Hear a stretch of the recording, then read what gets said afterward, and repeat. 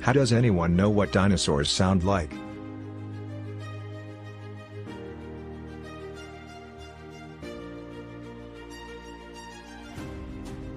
Due to the lack of direct evidence, scientists are unable to accurately recreate the exact sounds that dinosaurs made. However, some people have studied the anatomy and physiology of dinosaurs and have made educated guesses on what dinosaurs may have actually sounded like based on the vocalization of animals today. Most of the educated guesses suggest that dinosaurs probably made vocalizations reminiscent of birds, reptiles, and mammals.